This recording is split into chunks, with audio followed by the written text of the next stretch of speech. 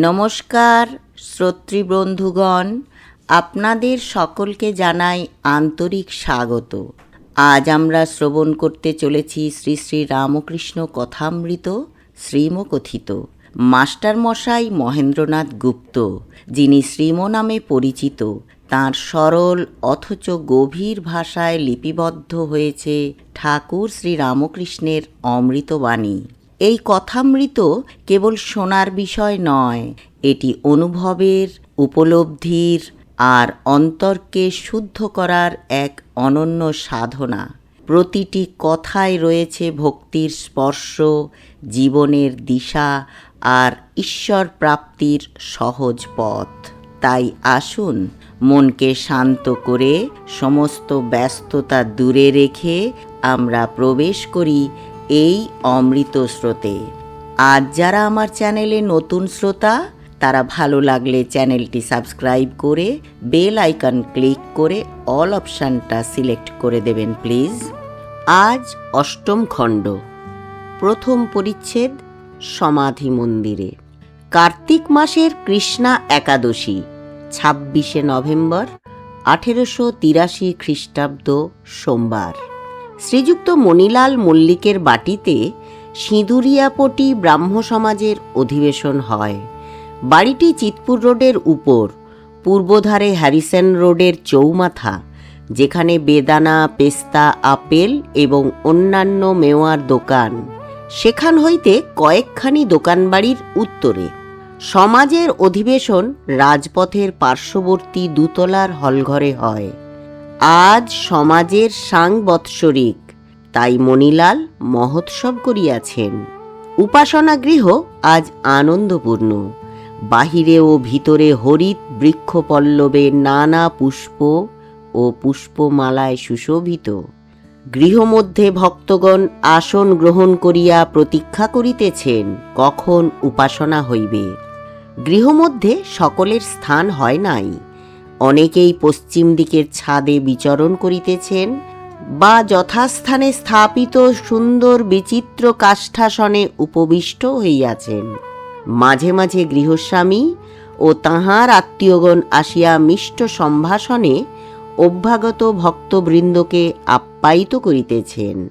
সন্ধ্যার পূর্ব হইতেই ব্রাহ্মভক্তগণ আসিতে আরম্ভ করিয়াছেন। তাঁহারা আজ একটি বিশেষ উৎসাহে উৎসাহান্বিত। আজ শ্রীরামকৃষ্ণ পরমহংসদেবের শুভাগমন হইবে। ব্রাহ্ম সমাজের নেতৃগণ কেশব, বিজয়, শিবনাথ প্রভৃতি ভক্তগণকে পরমহংসদেব বড় ভালোবাসেন। তাই তিনি ব্রাহ্ম ভক্তদের এত প্রিয়। তিনি হরিপ্রেমে মাতোয়ারা। তাহার প্রেম, তাহার জ্বলন্ত বিশ্বাস, তাহার বালকের ন্যায় ঈশ্বরের সঙ্গে কথোপকথন, ভগবানের জন্য ব্যাকুল হইয়া ক্রন্দন, তাহার মাতৃজ্ঞানে স্ত্রীজাতির পূজা, তাহার বিষয় কথা বর্জন ও তৈলধারা তুল্য নিরবচ্ছিন্ন ঈশ্বর কথা প্রসঙ্গ, তাহার সর্বধর্ম সমন্বয় ও অপর ধর্মে বিদ্বেষ ভাবলেশ শূন্যতা, তাহার ঈশ্বর ভক্তের জন্য রোদন, এই সকল ব্যাপারে ব্রাহ্মভক্তদের চিত্তাকর্ষণ করিয়াছে। তাই আজ অনেকে বহুদূর হইতে তাহার দর্শন লাভার্থে আসিয়াছেন। উপাসনার পূর্বে শ্রীরামকৃষ্ণ, শ্রীযুক্ত বিজয়কৃষ্ণ গোস্বামী ও অন্যান্য ব্রাহ্মভক্তদের সহিত সহাস্যবদনে আলাপ করিতেছেন। সমাজ গৃহে আলো জ্বালা হইল। অনতি বিলম্বে উপাসনা আরম্ভ হইবে। পরমহংসদেব বলিতেছেন, হ্যাঁ গা, শিবনাথ আসবে না? একজন ব্রাহ্মভক্ত বলিতেছেন, না, আজ তাঁর অনেক কাজ আছে, আসতে পারবেন না। পরমহংসদেব বলিলেন, শিবনাথকে দেখলে আমার আনন্দ হয়, যেন ভক্তিরসে ডুবে আছে। আর যাকে অনেকে গণে মানে, তাতে নিশ্চয়ই ঈশ্বরের কিছু শক্তি আছে। তবে শিবনাথের একটা ভারী দোষ আছে, কথার ঠিক নাই। আমাকে বলেছিল যে একবার ওখানে দক্ষিণেশ্বরের কালীবাড়িতে যাবে, কিন্তু যায় নাই। আর কোনো খবরও পাঠায় নাই। ওটা ভালো নয়। এই রকম আছে যে সত্য কথাই কলির তপস্যা, সত্যকে আঁট করে ধরে থাকলে ভগবান লাভ হয়, সত্যে আঁট না থাকলে ক্রমে ক্রমে সব নষ্ট হয়। আমি এই ভেবে যদিও কখনো বলে ফেলি যে বাহ্যে যাব, যদি বাহ্যে নাও পায় তবুও একবার গাড়ুটা সঙ্গে করে ঝাউতলার দিকে যাই। ভয় এই পাছে সত্যের আঁট যায়। আমার এই অবস্থার পর মাকে ফুল হাতে করে বলেছিলাম, মা, এই নাও তোমার জ্ঞান, এই নাও তোমার অজ্ঞান, আমায় শুদ্ধা ভক্তি দাও মা। এই নাও তোমার সূচি, এই নাও তোমার অসুচি, আমায় শুদ্ধা ভক্তি দাও মা। এই নাও তোমার ভালো, এই নাও তোমার মন্দ, আমায় শুদ্ধা ভক্তি দাও মা। এই নাও তোমার পুণ্য, এই নাও তোমার পাপ, আমায় শুদ্ধা ভক্তি দাও। যখন এইসব বলেছিলুম তখন এ কথা বলিতে পারি নাই, মা, এই নাও তোমার সত্য, এই নাও তোমার অসত্য। সব মাকে দিতে পারলুম, সত্য মাকে দিতে পারলুম না। ব্রাহ্ম সমাজের পদ্ধতি অনুসারে উপাসনা আরম্ভ হইল। বেদির উপর আচার্য, সম্মুখে সেজ। উদ্বোধনের পর আচার্য পরব্রহ্মের উদ্দেশ্যে বেদোক্ত মহামন্ত্র উচ্চারণ করিতে লাগিলেন। ব্রাহ্ম ভক্তগণ সমস্বরে সেই পুরাতন আর্য ঋষির শ্রীমুখ নিঃসৃত তাহাদের সেই পবিত্র রসনার দ্বারা উচ্চারিত নামগান করিতে লাগিলেন। বলিতে লাগিলেন, সত্যং জ্ঞানমনন্তং ব্রহ্ম আনন্দরূপমৃতং যদ্বিভাতি শান্তং শিবমদ্বৈতম শুদ্ধমপাপবিদ্ধম। প্রণব সংযুক্ত এই ধ্বনি ভক্তদের হৃদয়াকাশে প্রতিধ্বনিত হইল। অনেকের অন্তরে বাসনা নির্বাপৃত প্রায় হইল। চিত্ত অনেকটা স্থির ও ধ্যানপ্রবণ হইতে লাগিল। সকলেরই চক্ষু মুদ্রিত। ক্ষণকালের জন্য বেদোক্ত সগুণ ব্রহ্মের চিন্তা করিতে লাগিলেন। পরমহংসদেব ভাবে নিমগ্ন, স্পন্দহীন স্থির দৃষ্টি, অবাক চিত্রপুত্তলিকার ন্যায় বসিয়া আছেন। আত্মাপক্ষী কোথায় আনন্দে বিচরণ করিতেছেন, আর দেহটি মাত্র শূন্য মন্দিরে পড়িয়া রহিয়াছে। সমাধির অব্যবহিত পরেই চক্ষু মেলিয়া চারিদিকে চাহিতেছেন। দেখিলেন সভাস্থ সকলেই নিমীলিত নেত্র। তখন ব্রহ্ম ব্রহ্ম বলিয়া হঠাৎ দণ্ডায়মান হইলেন। উপাসনান্তে ব্রাহ্মভক্তেরা খোল করতাল লইয়া সংকীর্তন করিতেছেন। শ্রীরামকৃষ্ণ প্রেমানন্দে মত্ত হইয়া তাহাদের সঙ্গে যোগ দিলেন আর নৃত্য করিতে লাগিলেন। সকলে মুগ্ধ হইয়া সেই নৃত্য দেখিতেছেন। বিজয় ও অন্যান্য ভক্তেরাও তাহাকে বেড়িয়া বেড়িয়া নাচিতেছেন। অনেকে এই অদ্ভুত দৃশ্য দেখিয়া ও কীর্তনানন্দ সম্ভোগ করিয়া এককালে সংসার ভুলিয়া গেলেন। ক্ষণকালের জন্য হরিরস মদিরা পান করিয়া বিষয়ানন্দ ভুলিয়া গেলেন। বিষয় সুখের রস তিক্ত বোধ হইতে লাগিল। কীর্তনান্তে সকলে আসন গ্রহণ করিলেন। ঠাকুর কি বলেন শুনিবার জন্য সকলে তাহাকে ঘেরিয়া বসিলেন। দ্বিতীয় পরিচ্ছেদ। গৃহস্থের প্রতি উপদেশ। সমবেত ব্রাহ্ম ভক্তগণকে সম্বোধন করিয়া তিনি বলিতেছেন, নির্লিপ্ত হয়ে সংসার করা কঠিন। প্রতাপ বলেছিল, মহাশয়, আমাদের জনক রাজার মতো। জনক নির্লিপ্ত হয়ে সংসার করেছিলেন, আমরাও তাই করব। আমি বললুম, মনে করলেই কি জনক রাজা হওয়া যায়? জনক রাজা কত তপস্যা করে জ্ঞান লাভ করেছিলেন। হেট মুন্ড ঊর্ধ্বপদ হয়ে অনেক বৎসর ঘোরতর তপস্যা করে তবে সংসারে ফিরে গিয়েছিলেন। তবে সংসারের কি উপায় নাই? হ্যাঁ, অবশ্য আছে। দিন কতক নির্জনে সাধন করতে হয়। তবে ভক্তি লাভ হয়, জ্ঞান লাভ হয়। তারপর গিয়ে সংসার করো, দোষ নাই। যখন নির্জনে সাধন করবে, সংসার থেকে একেবারে তফাতে যাবে। তখন যেন স্ত্রী, পুত্র, কন্যা, মাতা, পিতা, ভাই, ভগিনী, আত্মীয়, কুটুম্ব কেহ কাছে না থাকে। নির্জনে সাধনের সময় ভাববে, আমার কেউ নাই, ঈশ্বরই আমার সর্বস্ব। আর কেঁদে কেঁদে তার কাছে জ্ঞান ভক্তির জন্য প্রার্থনা করবে। যদি বলো কতদিন সংসার ছেড়ে নির্জনে থাকবো, তা একদিন যদি এই রকম করে থাকো সেও ভালো, 3 দিন থাকলে আরো ভালো, বা 12 দিন, 1 মাস, 3 মাস, 1 বৎসর, যে যেমন পারে। জ্ঞান ভক্তি লাভ করে সংসার করলে আর বেশি ভয় নাই। হাতে তেল মেখে কাঁঠাল ভাঙলে হাতে আঠা লাগে না। চোর চোর যদি খেলো, বুড়ি ছুঁয়ে ফেললে আর ভয় নাই। একবার পরশমণিকে ছুঁয়ে সোনা হও। সোনা হবার পর 1000 বৎসর যদি মাটিতে পোঁতা থাকো, মাটি থেকে তোলবার সময় সেই সোনাই থাকবে। মনটি দুধের মতো, সেই মনকে যদি সংসার জলে রাখো, তাহলে দুধে জলে মিশে যাবে। তাই দুধকে নির্জনে দই পেতে মাখন তুলতে হয়। যখন নির্জনে সাধন করে মনরূপ দুধ থেকে জ্ঞান ভক্তিরূপ মাখন তোলা হলো, তখন সেই মাখন অনায়াসে সংসার জলে রাখা যায়।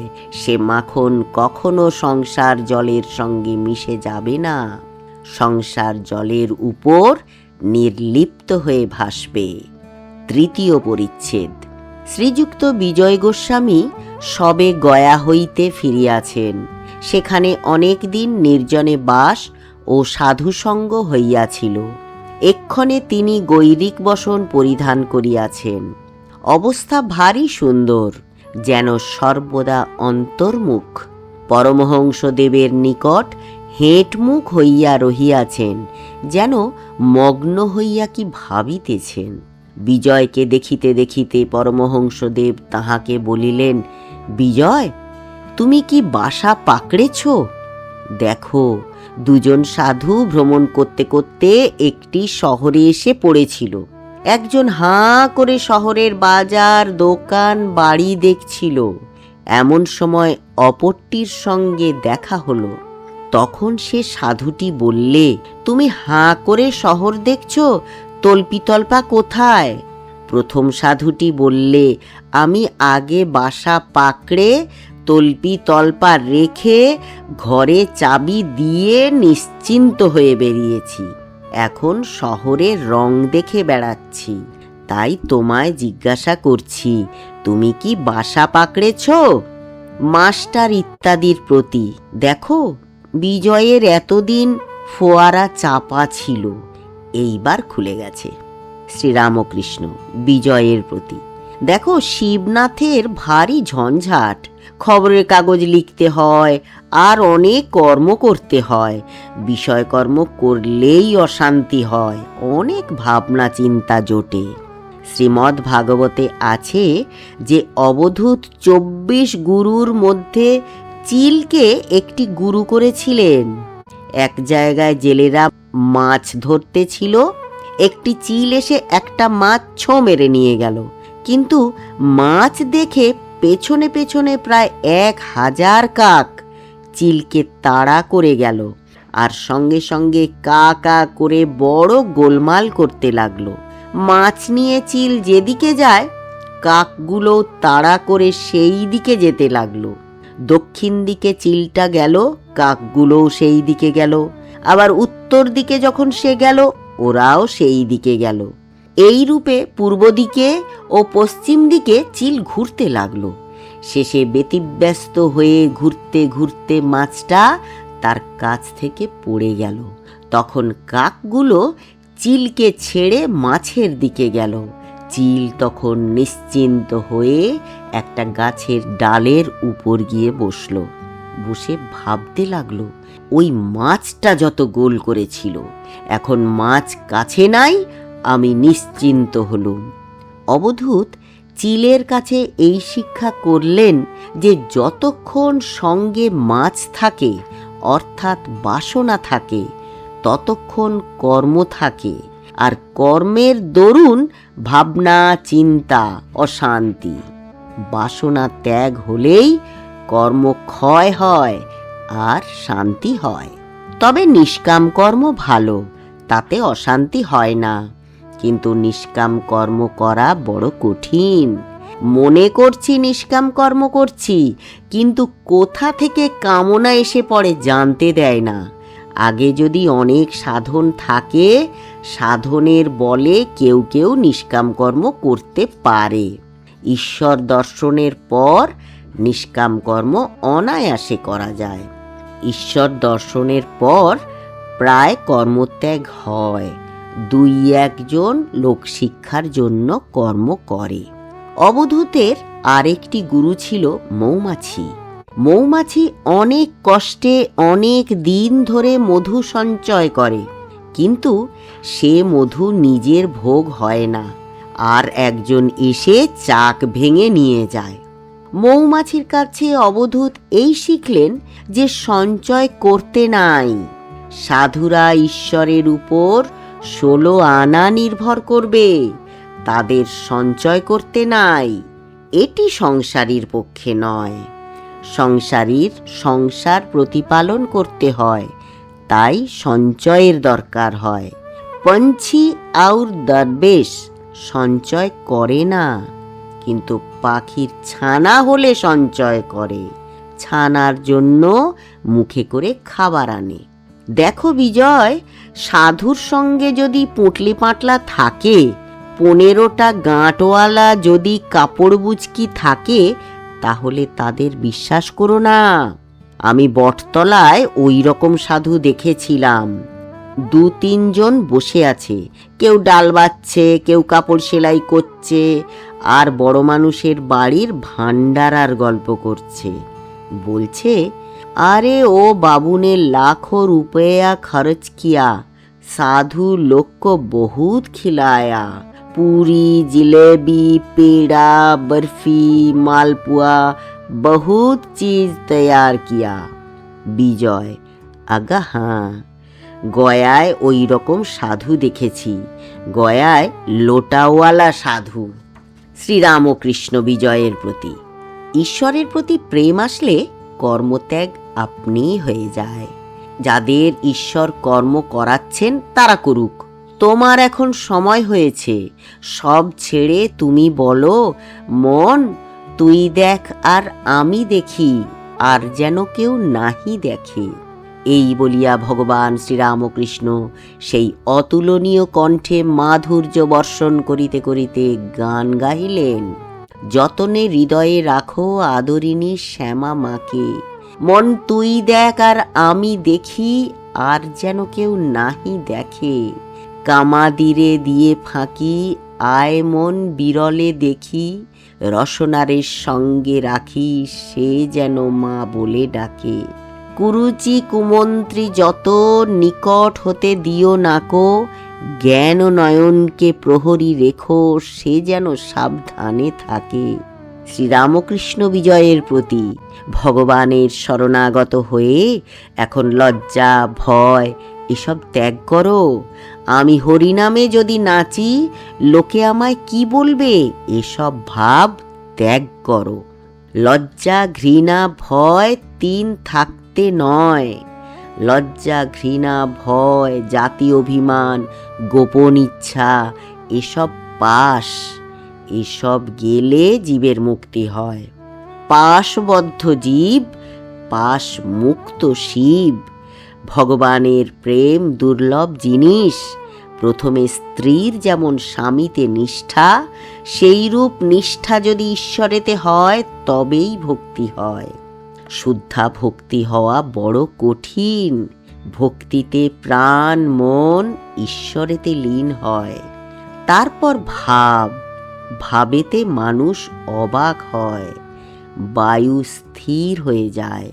আপনি কুম্ভক হয়। যেমন বন্দুকে গুলি ছোঁড়বার সময় যে ব্যক্তি গুলি ছোঁড়ে সে বাক্য শূন্য হয় ও তার বায়ু স্থির হয়ে যায়। প্রেম হওয়া অনেক দূরের কথা। চৈতন্যদেবের প্রেম হয়েছিল। ঈশ্বরে প্রেম হলে বাহিরের জিনিস ভুল হয়ে যায়, জগৎ ভুল হয়ে যায়। নিজের দেহ যে এত প্রিয় জিনিস তাও ভুল হয়ে যায়। এই বলিয়া পরমহংসদেব আবার গান গাহিতেছেন। সেদিন কবে বা হবে, হরি বলিতে ধারা বেয়ে পড়বে, সংসার বাসনা যাবে, অঙ্গে পুলক হবে। চতুর্থ পরিচ্ছেদ। এইরূপ কথাবার্তা চলিতেছে। এমন সময় নিমন্ত্রিত আর কয়েকটি ব্রাহ্মভক্ত আসিয়া উপস্থিত হইলেন। তন্মধ্যে কয়েকটি পণ্ডিত ও উচ্চপদস্থ রাজকর্মচারী। তাহাদের মধ্যে একজন শ্রী রজনীনাথ রায়। ঠাকুর বলিতেছেন, ভাব হইলে বায়ু স্থির হয়।